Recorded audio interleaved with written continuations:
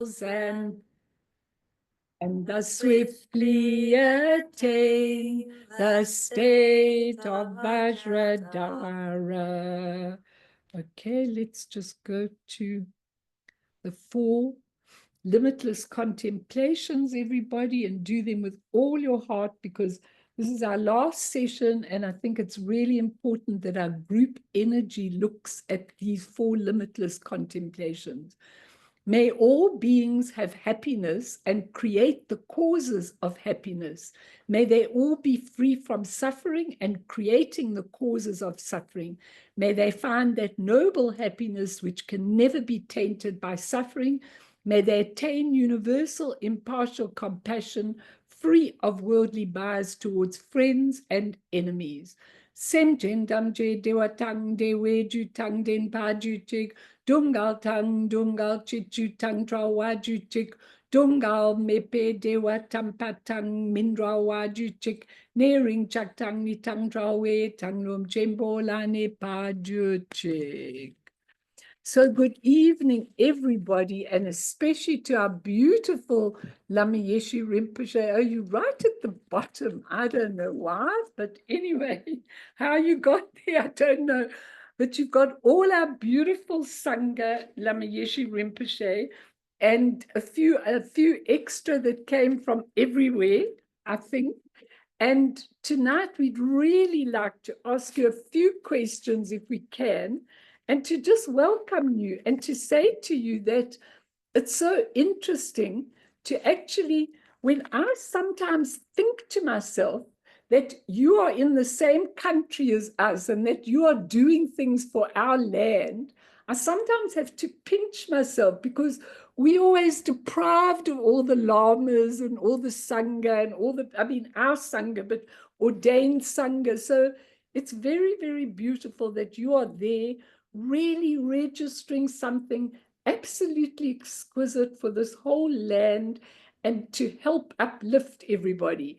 So a lot of these people weren't here yesterday. I want to ask you other questions as well today. They can go to the recording, but just to give those that haven't heard a little bit of idea of your beautiful temple, which when you walk into it, as I said yesterday, you actually feel this otherworldly feeling.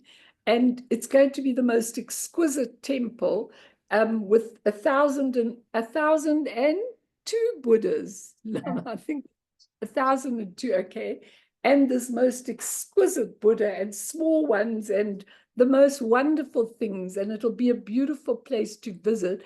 But I would like all of you tonight to try and understand from Lama Yeshe Rinpoche why he's done this, why he's invested so much money into our little land, and, you know, what it is, and the Labram, which is for Ekong Rinpoche. I think actually everything's for Ekong Rinpoche. We're all going to be gone, but he's going to be here. So I hope that, you know, it'll all be absolutely ready and exquisite for him. So maybe you'd like to just tell a little bit to them of why you've built the center there and the Labram.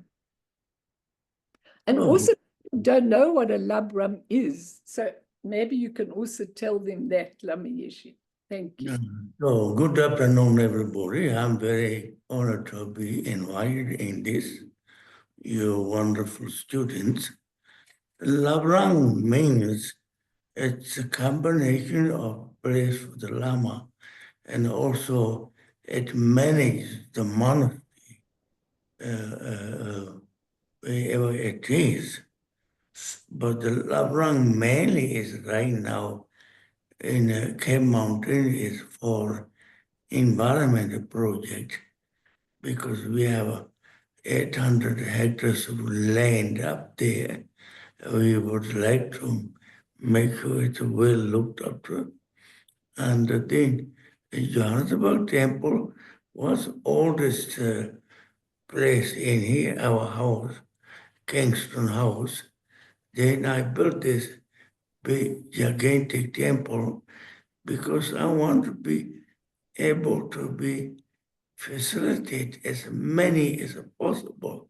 So I don't want to be so compromising and not attempt to make as big as I can.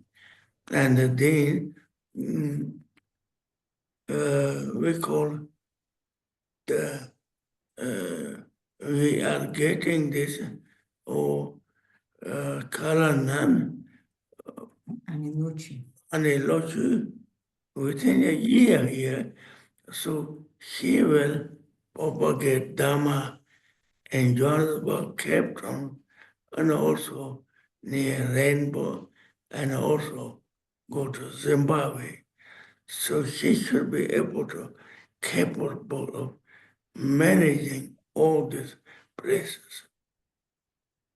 It's absolutely amazing. And where is she studying, Lama? Where is she actually studying? You told us yesterday. We couldn't hear very well, though. She's studying in Nepal with the Tupu Rinpoche.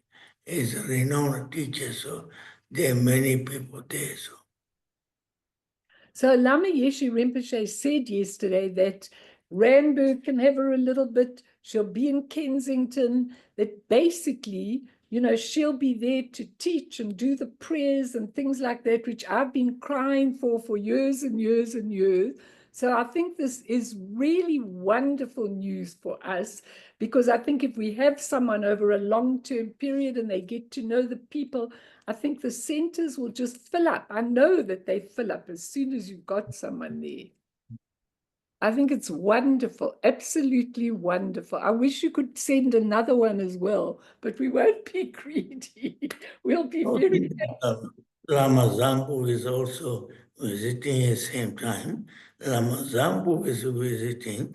Then every year there will be many lamas alternately coming. So South Africa is loaded with teachers. It's absolutely amazing. And we know it's for the African Lama, Akon Rinpoche. So I hope I'll still be around when he makes his appearance. It'll be absolutely wonderful, because I know that Lama Yeshe Rinpoche is really doing this, for the work of his brother. And was it the Kamapa that called your brother the African Lama, or one of them called him the... Yes, 16 to come up and call him. He's an African Lama. So That's amazing. Well, anyway, it's very exciting. And I think all of you, they're going to have the opening when in February, you said. yes. Okay, so all of you will have to come from wherever you are, because it's going to be an amazing gathering. Kathy, you'll definitely have to come visit, when they have the opening of that temple after living there. So I think it'll be an absolutely beautiful thing. So Lama Yeshe Rinpoche, tonight, Ani Lama and I are going to talk about how to do practice, both as a lay person and an ordained person. And so my question I want to ask you tonight is that one of the real quotes that Tulku Urgyen Rinpoche, who's one of your favorites and one of my favorites, said, he said, you have to equalize life and practice. So maybe you could just give us a little bit of advice, especially for us lay communities who've got so many other millions of things that they do, that they're doing at the same time. How do we equalize life and practice? Well, you can't say I'm dedicating this for practice and this for my orderly life. You have to bring awareness or total consciousness wherever you are without any judgment. Then that is perfect path of liberation. So for those that find it really difficult to develop that awareness, what would you suggest for them to actually develop that awareness? Well, you have to see what is their difficulty in awareness. You don't have to do anything, just record something. But the problem is that we're also distracted with the thoughts, with the feelings, with all the energies, with all the technologies. I think that's where people really have great difficulty, is finding that awareness and being able to carry it into their daily lives, and that's what we want from you. I mean, you practiced for 12 years in retreat, and did it take you a long time to actually develop that sharp intrinsic awareness, or was it always there? That you need to always feed the right information saying, when I say I am practitioner, what is the practicing? Practices bring awareness. So you need to always remember that. Yeah. So when you practice, as long as you are aware, that's enough of you. As long as you've got that awareness, that takes Yeah. you to it. So before you go, I know you're going to get out a lot quickly tonight, because I know when we get Lama Yeshe Rinpoche at night, because I think he starts his practice at something like 3:30 in the morning or 4. So by this time of night, we're lucky if we can draw him in. But I wanted to ask you two other things. One, that in Tibetan, the word for sentient beings is Semchen, right?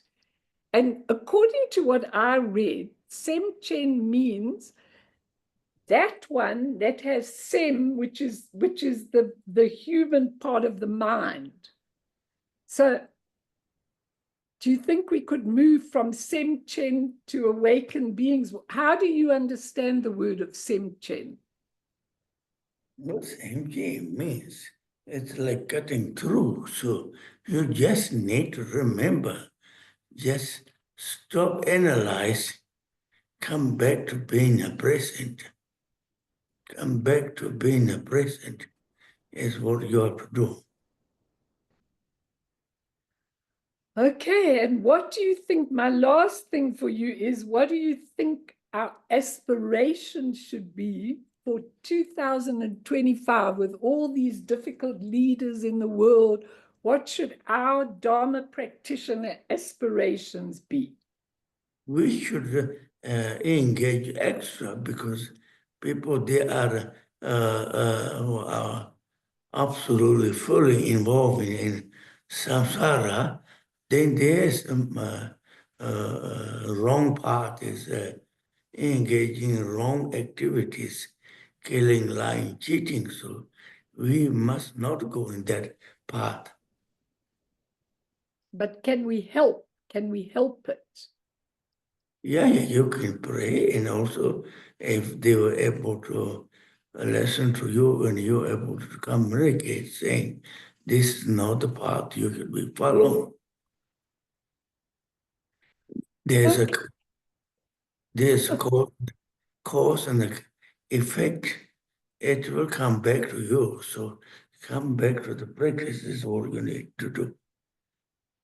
We do need to, and that's why I'm having your Ani Lhamo tonight, so that we can really, really, really talk about different things in the practice that we can give to people, because that's what I find with me, that most people are really, really, really have difficulty to discipline themselves so that they can actually get up in the morning, do their practice. And most people, most people won't or can't be bothered to do it. And I really think that it's very important. And what I like so much about Dzongsa Khyentse Rinpoche, and when I listened to him, I thought of you a lot.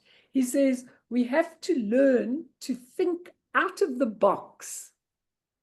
So he says we have to learn, to really think differently, to perceive things differently. And I know you always thought out of the box from when you were very young. You didn't think the same conventionally as other people. So maybe just one tip to all of us.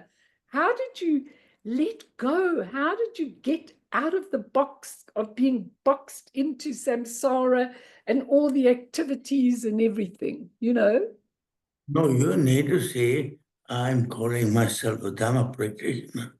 So when I'm able to think of others more than myself, is maybe then I am gradually getting there. So that's all you have to think. Okay, Lama Yeshe, you may, if you can only go to bed if you leave Ani Lhamo for us. Is that all right? Will you leave her with us? Yes, I'm going now. So just a moment. I know you will. Okay, thank you very, very much, Lama Yeshe Rinpoche. Thanks a million. I wish everybody well. And you said Joe will be there. Where is Joe? He's there. You better come and sit under to him. He's right here, but he's sitting on a chair instead of on the floor next to me. But here he is. You better come and say. Who is Lama? Hi, Lama Yeshe. Good evening. How are you, sir? You're keeping well? That's me. You know what, everybody? All my years of dedication to the Dharma, and he prefers my husband to me. He's only prepared to see him and talk to him, not to me. So there he is. He came special Well, to me. you have a wrong misunderstanding because you think you're helping all sentient beings and you blame everything to your husband. That's true, yeah. Of course, put all the blames in one, not to you, put all the blames there, of course. That's the most important thing. But there you go. Lama Yeshe, I hope you have a beautiful evening. sleep state, and thank you so, so much. You can all say good night to Lama Good Yeshe. night, Lama. Then Ani Lhamo is going to come back. So they're all there to see you, and it was beautiful to have you. Thank you. Ani Lhamo is going to actually take Lama Yeshe back to his room, and then she's going to come, and then we're going to have our discussion. So, you know, I know that at night it's become difficult to actually, because yesterday morning we caught him, but I didn't realize he was going to have any questions. But I know at night it's quite difficult to, that's why I didn't open it to everybody. Hello, Adam, it's so nice to see you. But in any case, I think that what you all get from his energy is absolutely beautiful, because as soon as you have that energy, things change in a most unbelievable way, really. So I think I'm going to start with a little story until Ani Lhamo comes back, and about practice. And then when she comes back, we can have the debate about the difference between ordained and lay practitioners, because I think ordained practitioners, we've got Annie Sundru there, and I think in a way it's easier to do your practice than when you are in samsara. It really is. But I thought this was a beautiful story, and I want to give it to you, and then Ani Lhamo will join us very soon. Once upon a time, there was a famous king named Janaka. He was at once a king, a saint, a scholar, and great teacher. Though he was a wealthy and powerful king, he still maintained his yogic practice with great devotion. Janaka had 4 beautiful daughters, whom he had married to the 4 sons of a neighboring king. One day, Ram, one of the sons, came to visit with his younger brother Lakshman.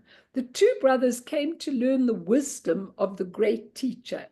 Lakshman was young, and though he had aspirations to become a great yogi himself, he knew little of the world. Upon arriving at the palace, his expectations of King Janaka were dashed.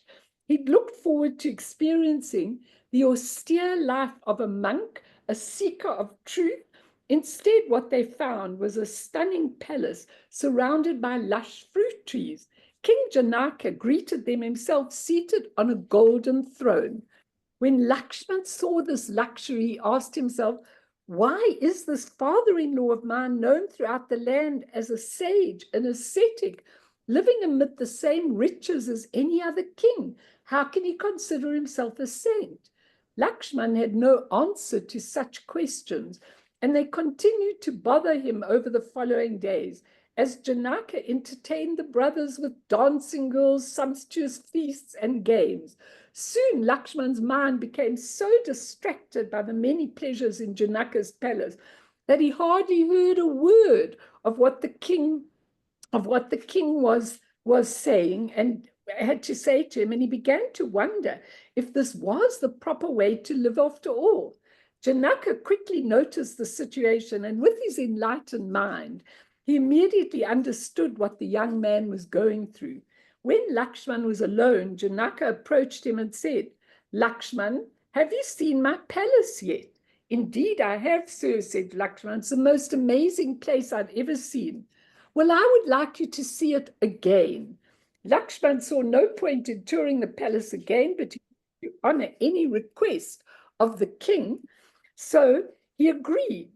Janaka handed Lakshman a cup brimming with coconut oil. "Would you please carry this for me while we walk through the palace?" "Of course, sir," said Lakshman, though it seemed like a strange request. "It is extremely important that you do not spill even a single drop of this very precious oil," he said. "Now follow me." Nervously, I'm just telling them this story to start us off, Ani Lhamo, okay?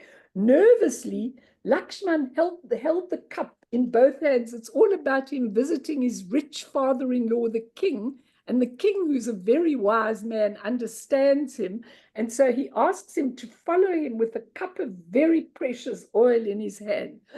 Nervously, Lakshman held the cup in both hands and did his best to follow the king. The oil quivered on the lip of the cup, the slightest jarring, and it would spill. The king took him through the royal gardens around the pool of lotus blossoms, but Lakshman's eyes were fixed on the cup as his feet carefully felt every single step. And they crossed the palace kitchen, where the beguiling aromas of cardamom and coriander enveloped them. But Lakshman might well have been noseless. A troop of dancing girls passed them. The girls had golden skin and perfumes, even more fragrant than the kitchen. But all Lakshman knew was that someone had passed and nearly made him lose his balance and lose a drop of oil. At last they ended up where they started. "So, Lakshman," said King Janaka, "what was the most delightful thing you encountered in my palace?" "To be honest, sir," said Lakshman, "I was concentrating so hard on the cup of oil that I really didn't notice anything. I'm sorry." "Don't be," said Janaka, smiling. "That is how I live all the time. The cup of oil is always in my palm, and I'm always careful never to spill it. The cup is my true awakened nature," the awareness that Lama Yeshe was talking about, "filled to the brim with everything I need, and it's entrusted to my care. The cup is all I can afford to dwell on, whether I'm in a monastery or a palace." Then Lakshman's eyes glittered with understanding, and he felt his body filled with love. He really understood everything. I thought that's such a beautiful story because we are like Lakshman and Lama. All of us in samsara, you know, we are just always distracted with a million things and distracted with our thoughts and everything. So we're discussing the lay versus the ordained practice. And I would like to hear from you, because you are a very dedicated practitioner, and you also at the same time have looked after a lot of people at the monastery and had to do a lot of things. I know, especially in the earlier days, you know, when Lama Yeshe was quite independent and everything. So talk to us about what made you become a nun, and what it's still like for you after all these years. We really want to know. A long story. I don't know if it's a long story. I mean, it could be long or short, but anyway, you know, it was a long time ago, and I don't know if I even really remember. But I think the main thing is that I'm not sorry I did it. In fact, I'm awfully glad. So I And my feeling in general about the difference between lay and ordained practice is that the most important thing is that you do what suits you best at the time when you need it. And whether it's being a lay practitioner or an ordained practitioner isn't so significant. But once you make a decision one way or another, then it's really good if you don't kind of regret it and decide to change, because a lot of people do decide to take ordination or to do retreat. And then once they get to do it, they have other ideas and they regret it. So that's a real pity. So that, I think that's the main thing, is not to waste your time regretting and to make the best of whatever opportunities arise. And that shouldn't be too difficult, because basically the point is that everything's an opportunity. So whether it's good or bad, it's fine. So, none of us can complain about anything, can we? If we have that attitude to practice. But the other thing is, well, one other aspect of it is that it's quite easy to think, oh yeah, monks and nuns are so good and we're all bad or whatever. And maybe have a false idea of what monks and nuns are like. And it's easy to make mistakes and become judgmental as a result of that. So if we think, oh yes, monks and nuns are so well behaved and they're so committed and they practice all the time and practically enlightened, and then we see a monk or nun doing something that we don't like, it can happen that we really become disillusioned with the whole thing. So it's important not to do that. If you see if you see one monk or nun doing something inappropriate, that's one human being being imperfect. It doesn't mean that the whole thing is worthless. And also, when people decide to become monks or nuns, it's not that they instantly overnight become ideal practitioners. It's the same struggle for everybody, the same challenges for everybody.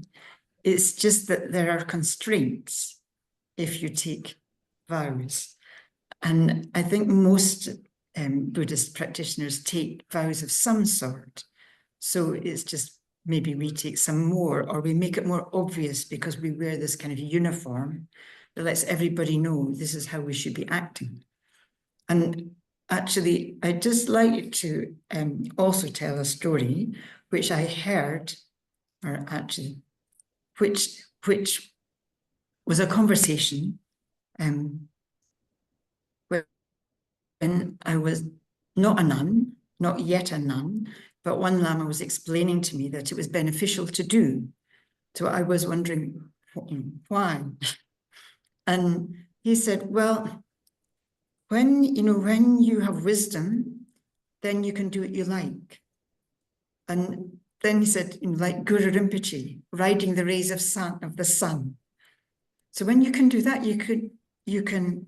you're permitted to do anything that you feel like doing. But until then, it's better to take precepts. So the message was quite strong, It's not likely to be tomorrow that we're all swimming around, riding the rays of the sun. So it's useful. It gives a useful framework. And another thing that Akron Rinpoche said, which was not at all complimentary, was that precepts are helpful for weak minds. If you're not capable of making correct decisions in different situations, then you take lots of vows and precepts, and then it's decided for you. So interesting, because what you're saying is really relevant to me. Now, I don't take vows and precepts, even though Lama Yeshe Rinpoche has said to me many times, in your next life, you will shave your head, you will come and stay right next to me and behave yourself. He says, I go, never, I'll ride a tiger rather. I really, I really understand why people do that. But it's very interesting when you listen to Dzongsa Khyentse Rinpoche about practice. Because Dzongsa, I wrote it down because I wanted to I wanted to keep it, but Zongsa said, where was it? He said, it's not about the quantity of practice, but how much heart is in the practice. And James Lowe, I always listen to a lot of him, he says that he likes to do a tantric practice, a Vajrayana practice by himself. He says he likes to do it his own way, then he reads a bit of English, then he goes into the practice. That's beautiful, because as long as it's really meaningful and as long as one understands, why am I doing practice? I'm not doing practice, so that I've got 500 things that I promise myself I'm going to do. I'm doing practice so that I can awaken to my nature of mind. That's the only reason I'm doing practice. And even if you do it by rote some days, and trust me, I never ever don't do practice, but sometimes it's very rotey and I'm tired and I don't really feel like doing it, but I still do it. But suddenly in the middle of that, you'll just read one sentence in a text and it just, jumps out at you. And what I realize exactly what you're saying about Guru Rinpoche riding a tiger and riding the rays of the sun, that basically we all have to start off with a little bit of rules and regulations and stuff like that. Even with refuge, when you take refuge, we always went, I take refuge in the Buddha, and we did it in Tibet and in the Dharma, in the Sangha. And later, I hardly do that refuge anymore. Now I like to do Tulku Urchin's refuge with in the Dharmakaya, the Sambhogakaya, and the Nirmanakaya. I take refuge until enlightenment. So it goes from an outer to an inner. And isn't that when you're really, really touching something very important, when you are able to find something that says to you, this is my awareness, this is my heart, this is my love. I think that's the only way we can do it. And I'm sure in a monastery, it's hard because you've got so many responsibilities and so many precepts. And maybe sometimes you don't feel like waking up in the morning and going to the shrine room. It's a different. Of course, nobody's perfect, but I think there are lots of benefits, because you're supposed to, the life I've led in the past in Samyeling, going to puja several times a day, going to the meditation, and you just do it, and it's like a responsibility. And then where do you go and do it? You go to the temple in Samyeling. It's like one of the most blessed places in the universe. The first person who ever taught there was His Holiness the Dalai Lama. It's been in constant use for 40 years, and so many enlightened teachers, so many amazing relics all over the place. And then, so there are lots and lots of reasons why it's really a wonderful place, and it's wonderful to be there. It's a privilege to be able to go there. And if one remembers that, then it's really a joy. So even without doing any practice, it's a great place to be. It's such a conducive place. So there's that advantage that's like a head start. And then because it's like your job to do these practices, then you have to do them every day. So you gain that familiarity. And it's different every day. And also, we have different jobs. So sometimes you're leading the prayer, sometimes you play the drums, sometimes you play bell or whatever. So there are different jobs. So there's all this kind of diversity and entertainment, you could say. So even if your mind isn't razor sharp, then you have to be awake and alert and do this and that. So there are all sorts of supports and benefits and inspirations. Well, also, I just say one more thing, that one thing that's very important that I've noticed in Samyeling, not just for monks and nuns, but for everybody, is the benefit of group practice. So I think what you said about individual practice is absolutely true. However, in a group, there's this amazing dynamic, which definitely produces, I mean, I think it's even been scientifically proven that the overall benefit is greater than the sum of the parts. So however many people that are there, like if you do, you know, sometimes in Samyeling, we do these Drukchen or the Kajumonlam prayers, you get all these people together and, you know, maybe half of them don't know what they're doing, but it's so joyous. So we do, you know, all do our best and it makes something amazing. And I remember noticing about the Kajumonlam, you know, that some of you know what Samyeling's like or Estelmuir's like. So the weather's usually not that great. Kajumonlam, it's beautiful, lovely weather. And Jamso, the old monk, he said that's because we did it where everybody had to take precepts in the morning. He said it's because so many people are taking precepts and doing practice. So, you know, this, I mean, if even the Scottish weather can be influenced by it, it's got to be powerful. Don't take that too seriously. It's a bit. No, but I know it is the first time I went into Samyeling, you know, into your shrine room, I nearly jumped out of my skin when all those instruments came. And I think that a lot of people also find the whole Tibetan practice quite foreign to them. You know, they find it pretty foreign. For me, I never found it foreign.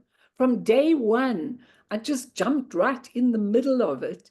But let's talk about for those that do find it a little foreign. And so something in them is a bit resistant, you know, to ever understanding that the practice is the only way that you're going to develop that intrinsic awareness. You know, it's a lot of people, I know a lot of people resist. And, you know, we do the prayers before the group every week in both groups. And you must see what Fiona has actually done with the, you know, with her, she's put beautiful pictures. Every time I say, can we use this prayer? Then it comes up with a picture and an explanation and beautiful lyrics and everything. And I often think that's so amazing. And a lot of people in my groups just don't come to the prayers. They come when the talk begins. And I feel it's such a pity because just what you're talking about is the group energy. And when you have the group energy, it does amazing things for all the people and for the whole land, you know. And so we keep doing it. But I notice that people can be a little bit foreign with the Tibetan when they come in. What's your advice? What do you think when people feel, you know, a little bit foreign about the Tibetan? What do you feel? And do you think they should always do it in Tibetan language? Or should they do some things in English? Because I know Ringu Tulku always says, do it in English. Then the students went and they said, okay, can we do it in English? We don't understand the Tibetan. Then away they went. And when he came back next time, they said, we did it in English, but it didn't have the same atmosphere. So can we go back to Tibetan? So let's hear your feeling about that when people feel it's a little foreign to them. Well, I mean, I resisted the English translation for a long time because for the same reason, it didn't have the same impetus or effect.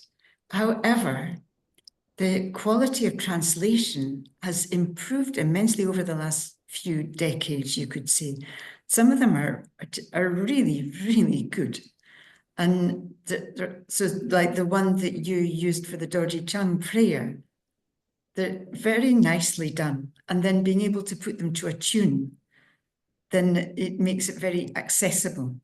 So I think some of the concepts are quite, you could say, dense.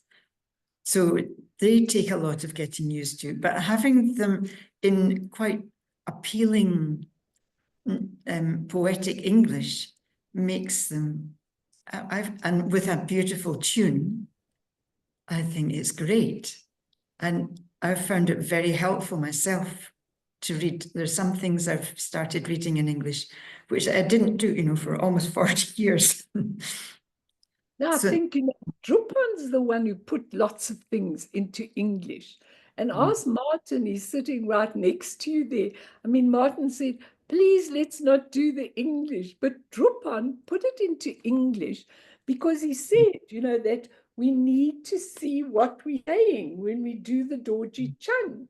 So he put it into English and he got this woman to sing it with her beautiful voice. And in the beginning, I also didn't like it that much.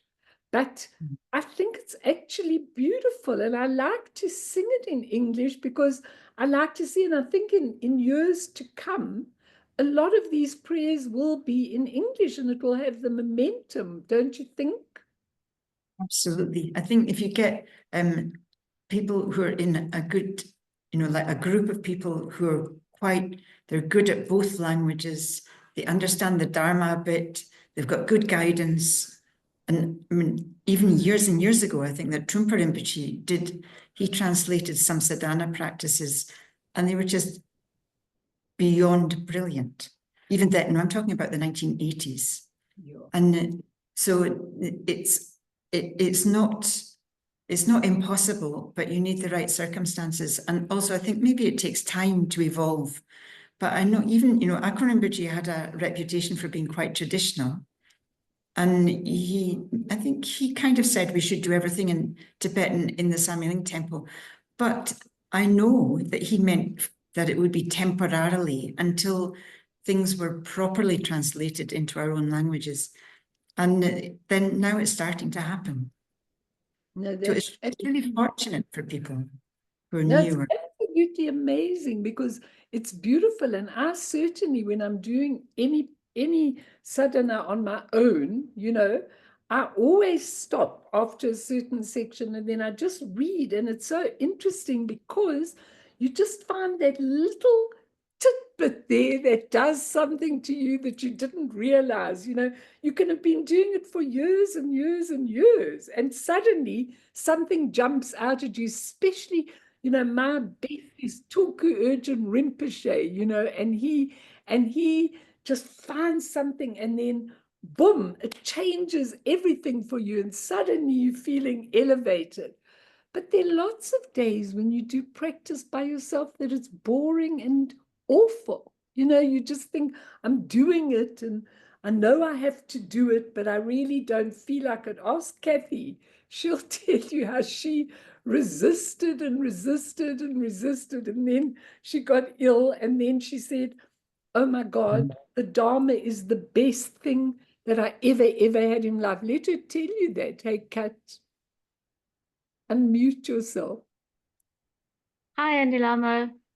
Yeah, Kathy, nice to see you. Lovely to see you too. So, yeah, I was just really lucky, but mostly because of my connection with Lama Yeshe Rinpoche and the support and the guidance that he gave me through treatment, and just he's very cutting through messages that really just woke me up, and I mean, I'm just so blessed that a couple of days after I got the diagnosis and I got the message from Lama Yeshe Rinpoche from Melanie that said, tell her not to think about the diagnosis. And so that stayed with me throughout every day, every moment. And, whenever I realize or remember that, I just wake up again and again, and it just keeps waking me up, and just turned something into the most amazing opportunity. So Amazing. but, yeah, I mean, I'm in terms of what we were talking about, but yeah, so I do daily meditation, but often and most of the time I'm quite sleepy, and especially today, or my legs still get achy. I still get these achy legs, and so but yeah, still very worth it.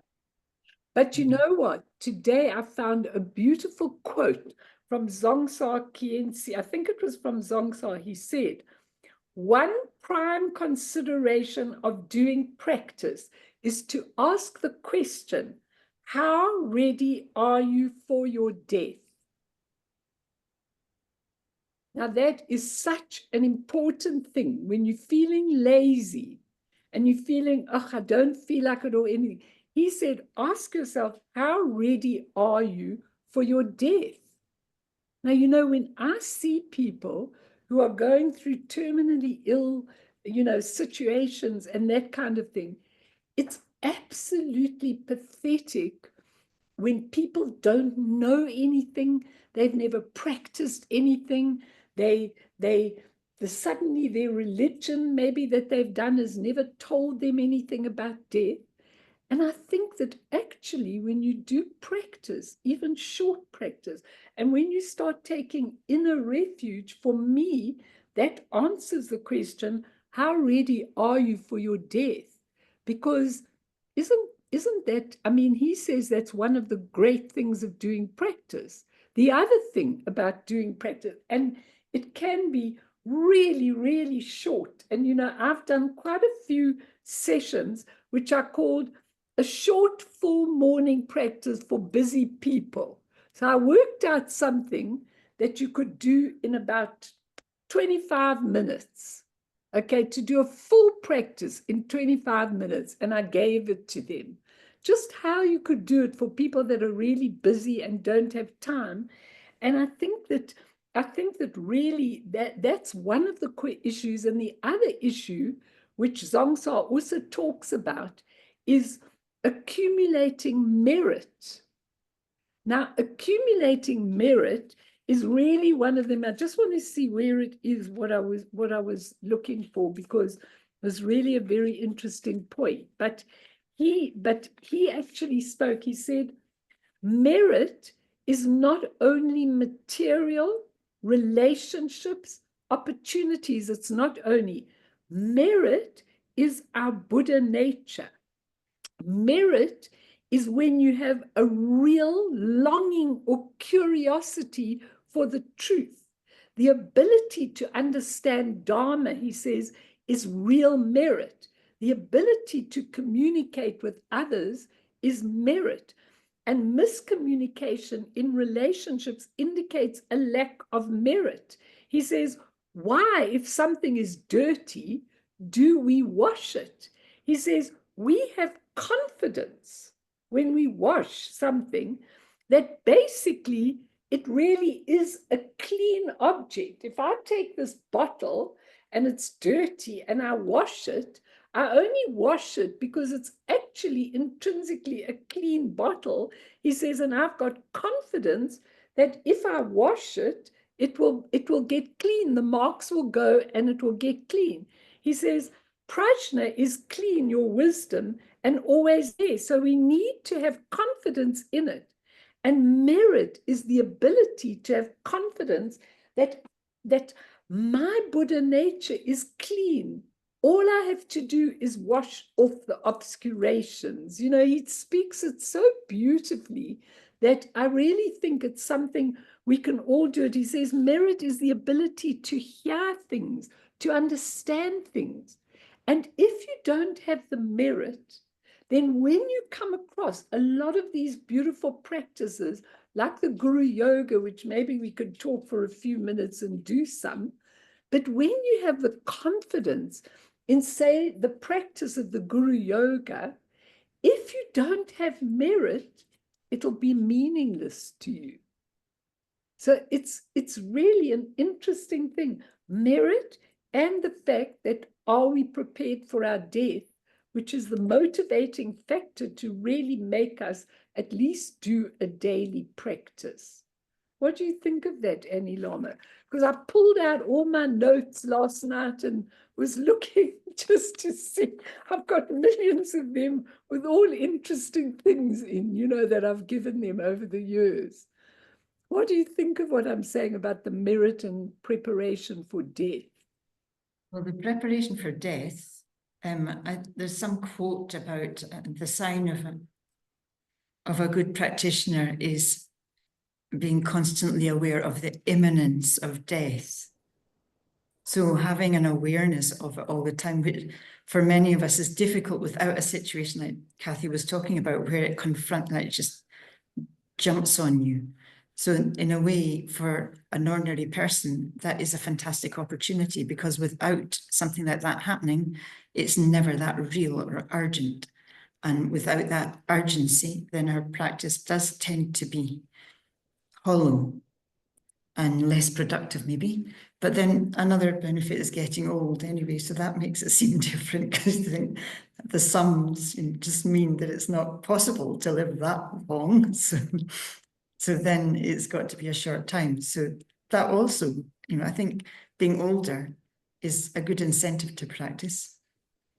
And then about merit, that's essential for practice and also for benefiting beings. We cannot benefit others if we don't have merit. And you can see that, there are some people who clearly have accumulated a lot of merit. And so anything that they do, they're able to complete. So I think a sign of merit is you have an idea about what you want to benefit beings, and whether the odds are good or bad, you accomplish it. That means you've got merit. And so things happen like this temple or like something gets built, and then it becomes this worldwide organization out of nothing. Then that's a sign of somebody, or maybe a collection of people having merit. So merit we have to work on. Yeah, and if you don't do regular practice, you can't accumulate merit. I know. Yeah, you can, because I think you can accumulate merit if you have a good mind. It's supposed to be like, there's that story about the Buddha when a king offered him and all his monks food for 3 months or something throughout the rainy season. And then the king goes to the Buddha and says, who has the greatest merit in this event? And he said, oh, that old woman at the gate, because this old beggar woman had been rejoicing. So, we have this 7-branch prayer that's part of many practices that kind of encapsulates the 7 things that will help us accumulate merit. But we can do those things in a physical way as well. So if we're open-minded and trying to help people, or all sorts of things in everyday life, then there are endless opportunities to accumulate merit. And we can do all sorts of things, like respect to those who deserve respect, or respect the objects of refuge, and then showing compassion and kindness to those who need it. So there are lots and lots of ways of accumulating merit. And practice is a very good one if we do it properly. Definitely. I want to give them a chance maybe to ask you some questions, but I just let you and I, because we are debating tonight a little bit, and you coming from the ordained thing, I feel very dedicated to my practice. I really, really do. And I've had to really work hard to be able to keep it up, and to be able to keep adding things to it and understand it from different perspectives. And so let's just you and I talk about, for people, what are the essential things to include if you're not doing a daily practice and you want to do 20 minutes of Buddhist practice when you get up in the morning. Let's just look at, like you said, the 7-branch prayer. Can you just tell them a little bit about, I pay homage, I make my offering? Because I think the 7-branch prayer has all the things you need in it, So maybe let's just talk about that, the taking of refuge, and how do you feel about prostrations? If people don't like prostrations, can they just... doing, I see. Yes, I think that, to me, that's not, it doesn't matter just too much. If somebody has been advised that they should, then they should do them. And also, if you're young and healthy, then you should do lots of them.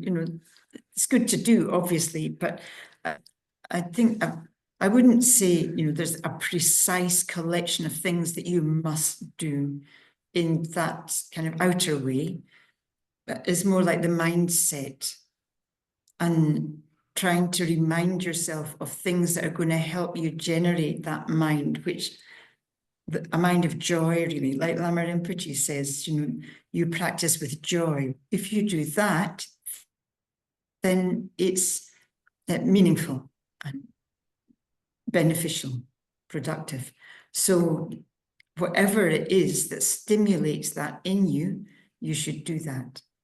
And so reminding oneself of the benefits of it, like the 3 jewels, or of doing practice, or the disadvantage of not doing it. You know, what is the result of taking a commitment to do something, then not doing it?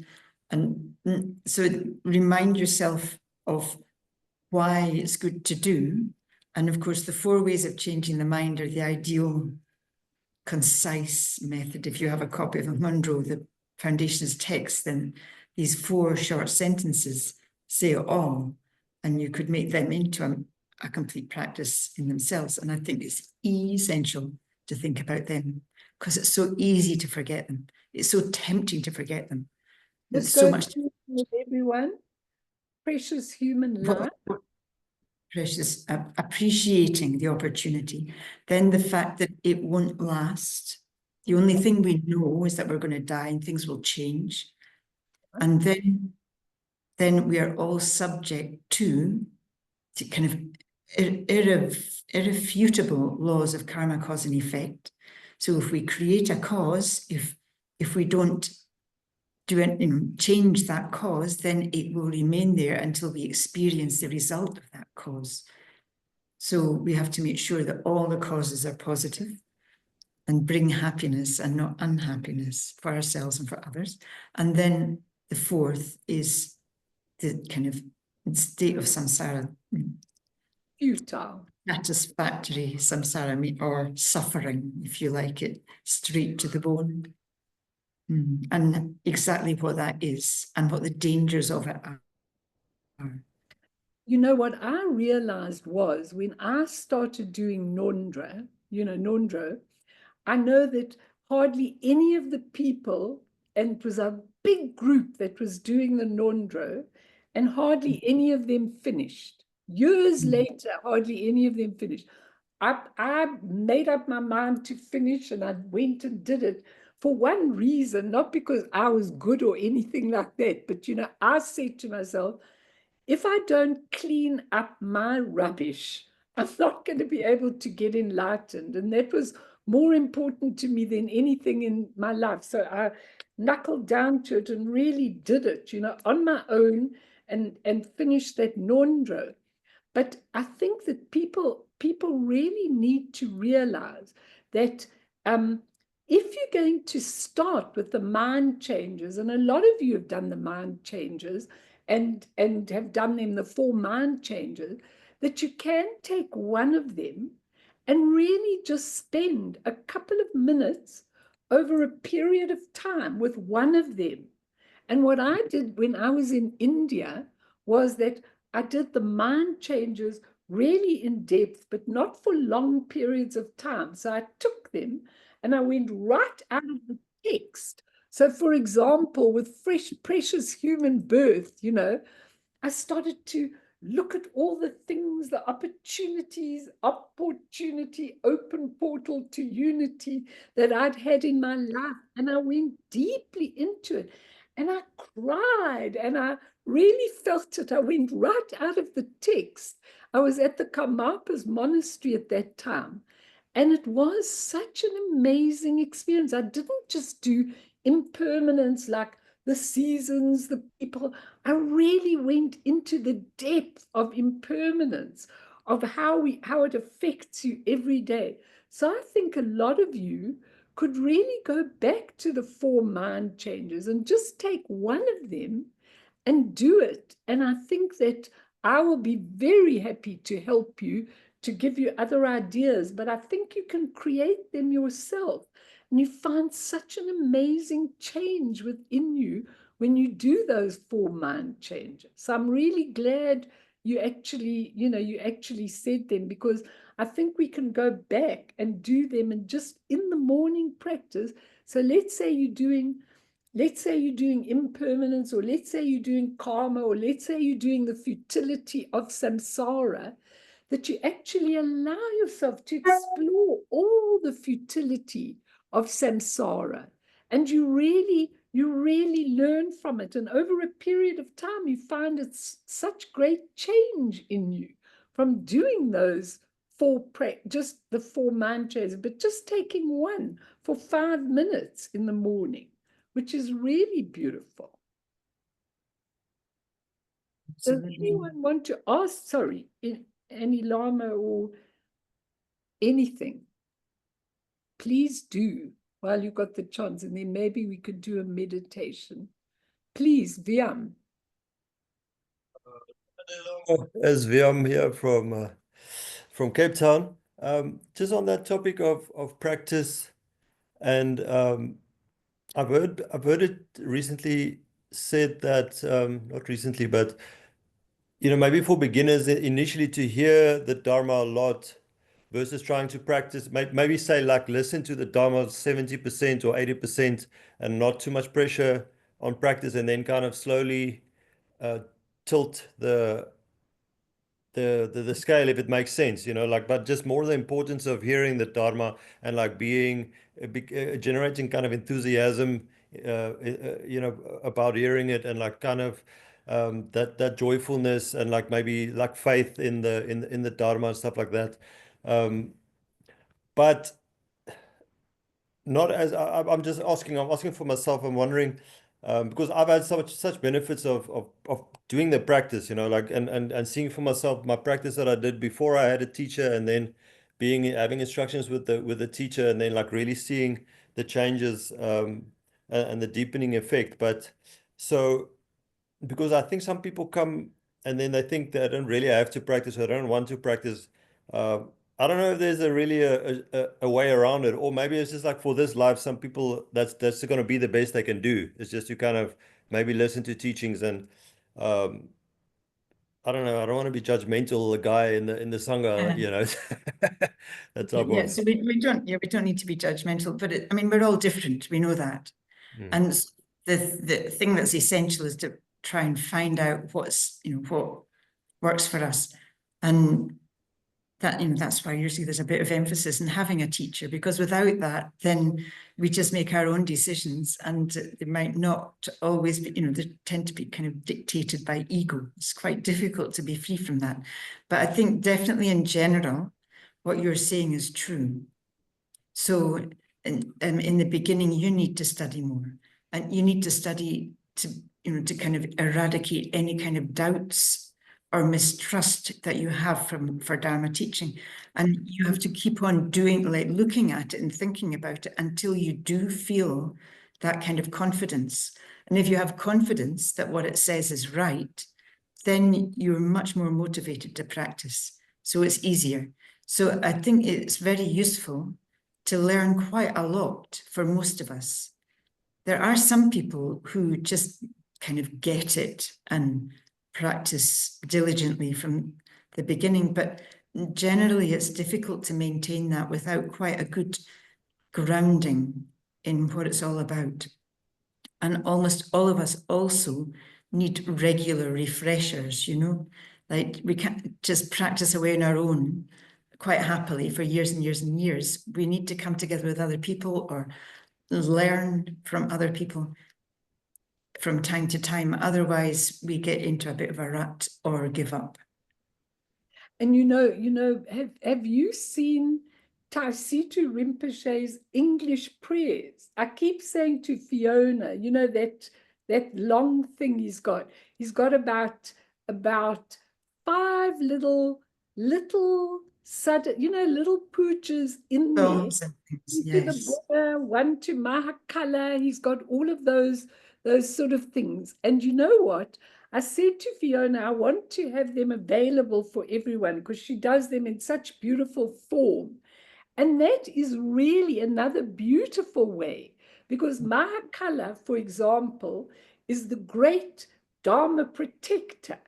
And Taisitu has written a little sadhana all in English, and you can actually just take it in front of you and you can practice it. I want us, Fiona gets everything beautifully done, and then people can ask for the practices. I want to do that whole English thing that Taisitu has actually written with his beautiful poetic form. And then, people can really, if you're having a real hard time, you just take that little sadhana to to Mahakala. It's beautiful with English mantras, you know, to say. Have you seen it? It's absolutely, it's really, really special. And Fee, in the holidays, I really would like you to get it printed and everything, and then people can have the opportunity to get that. And I think it's really good that, you know, yeah, well, those of you that don't come to my regular groups, you give me your input, and then we can get you a lot of these things that Fiona. And people ask me, someone said to me yesterday, I want to try and do Chen Rezi. Can you send it to me? So I said, of course I can, and Fiona will send you the words, and then you can listen to it. I've got these little things, you just WhatsApp it, and then you're there. And as Zongsa says, aren't we lucky in this day that you could just ask for something and you could get it on the internet, 1, 2, 3. So I really would like to just take her email fee if you can, Helena, because she'd like to get those if she can. But Helena, let us be in touch with you if you want to come to us next year. But should we do, would you like to take them through a little meditation, Ani Lhamo? Like maybe. It's just total silence, Melanie. It won't be very good. Yeah, but you know what? Total silence is wonderful when you're on your own, but in a group, it's nice to just have, shall we do a guru yoga, a little guru yoga, which a very simple one? Okay. Should we do that? Would you like that, everybody? Okay, let's do that.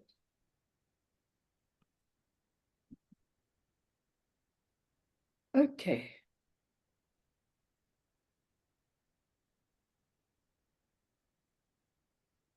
So let's come to this beautiful, precious moment that we've had the privilege of a beautiful master, Lama Yeshe Rinpoche, even to just come and touch each of your lives.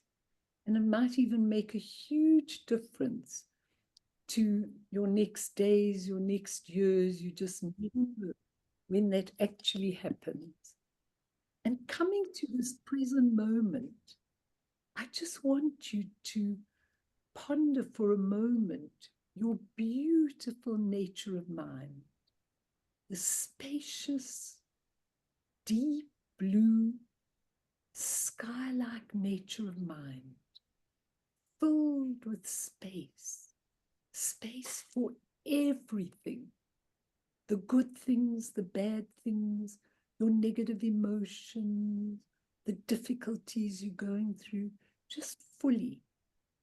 Now, when we are in that state and we breathe out all the negativity, just give it that spaciousness, allowing everything to self-liberate. Self-liberate means it liberates of itself. It comes out of the essence and it goes back into the essence.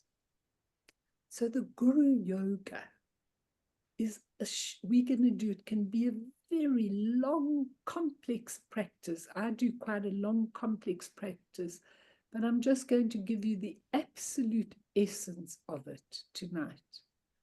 So I want you to visualize Guru Rinpoche above your head, absolutely exquisite. Whatever pictures you have of Guru Rinpoche, just visualize him above your head in pure, beautiful form, in rainbow light. And the essence of Guru Yoga is to purify your beautiful 3 kayas, your bodies, and then all together. It's a very, very beautiful and necessary morning practice that can be very easy and very simple to do. So we start off from the head of Guru Rinpoche. You can also put your own Lama there because they're both synonymous. From the head of Guru Rinpoche into your head, the pure white, the vase empowerment. Imagine that beautiful white empowerment coming into your head, cleansing your body, cleansing all the channels, cleansing everything, cleaning everything in your body, and giving you the potential for the Nirmanakaya, that pure body that goes about benefiting beings and being wherever it needs to. And then the red, beautiful red form from Guru Rinpoche's throat into your throat, the secret empowerment, cleansing your speech, cleansing your prana. Because remember that your speech is not only what you say, it's all your energy. And you feel it coming into your throat, cleansing your speech, cleansing the prana, and really giving you the potential for the Sambhogakaya, that pure body of enjoyment, the body that comes out of the Dharmakaya and is in its pure state.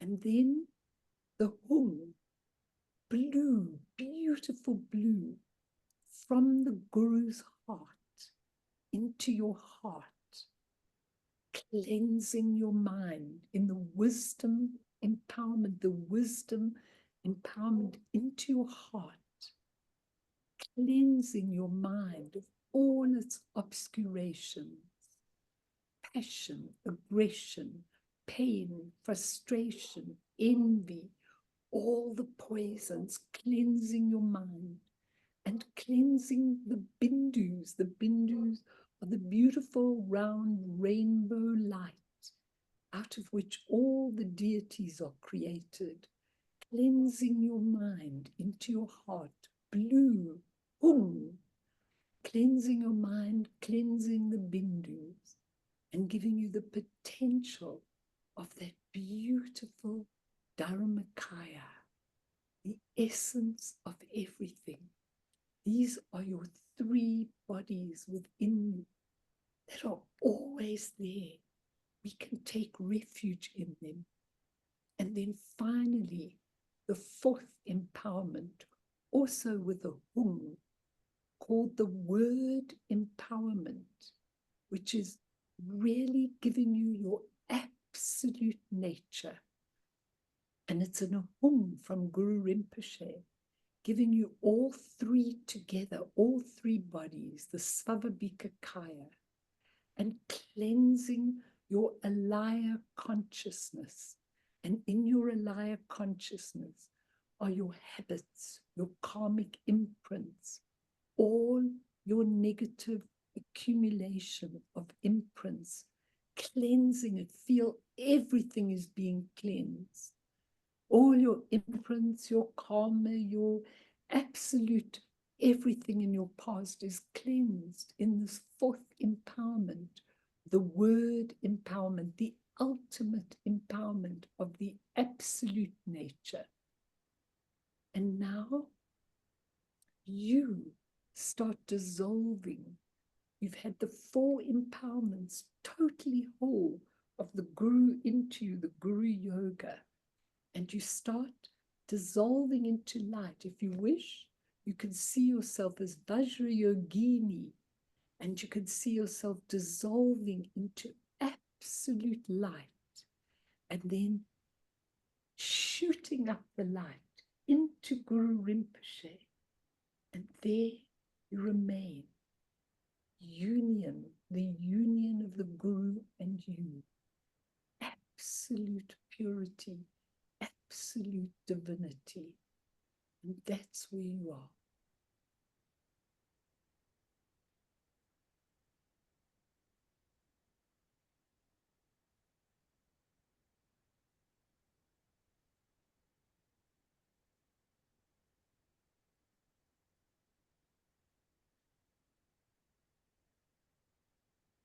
feel that beauty within you as we close this year, and we're going to come back next year.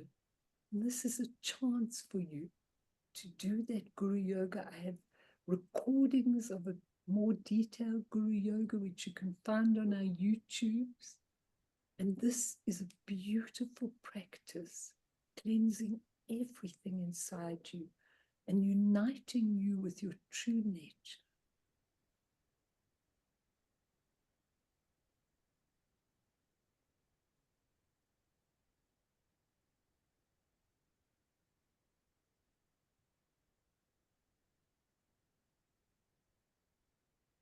Very abbreviated form of the Guru Yoga, but easy to do, easy for all of you. And if you want it on recording, you know, that's what I'd like all of you to do in the holidays. All the recordings are there of all the sessions, short practice for busy people, Guru Yoga, whatever you need. You could just go onto the YouTube of our center and all the videos are there for you to watch.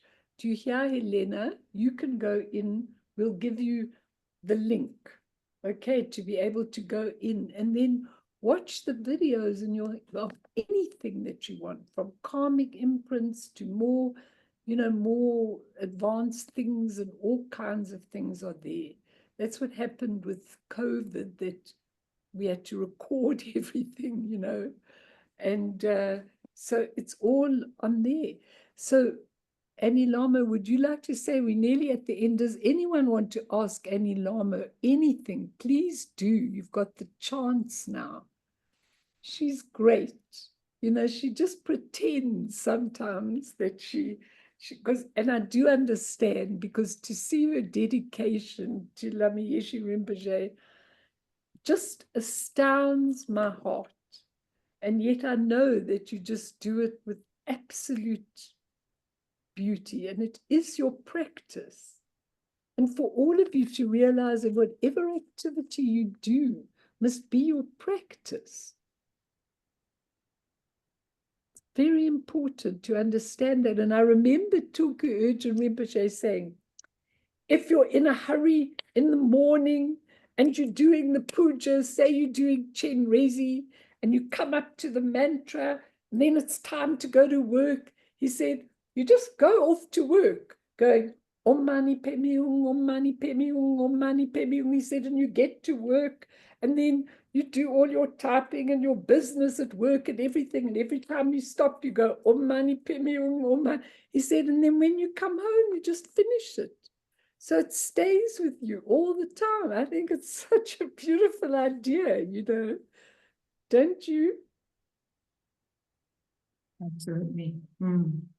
And Tupten also, he says, every time he teaches, he says, if you're just at work and suddenly it's hectic, he says, just take a moment to feel the ground under you, and just take that moment and become aware of awareness, and just breathe in once or twice and then carry on with your day.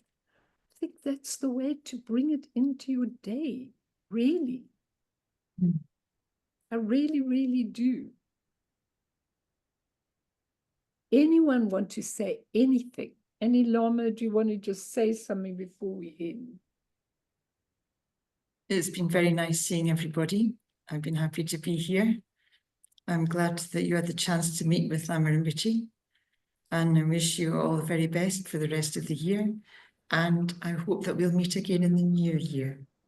Definitely, because I'm going to take a break now for 6 weeks at least, and then if any of you need anything, this is the week to ask me, because from next week I'm going out of action a little bit, but always there for you. And next year we pick up with so many beautiful teaching. There are millions and millions of teachings. When I was looking through with the practice, next year we'll do some lovely, lovely new teachings. And any of you that are here are most welcome to join on Zoom. We've got a real international community We have Australians in the morning group. We have lots from the UK. We have from Cape Town. We have from all over the world, from Taiwan, from she's in Poland, Iga, you know, we've got a very international community. So Martin's in Germany now, but he's still very much a part of our Sangha, you know. And Pam, shame she didn't manage to get here. Now with the hours, it's quite difficult for a lot of people because you're behind us now for 2 hours. So it's difficult. So everybody, let's just dedicate then. And Fiona gives us, she made a beautiful translation of Sonam.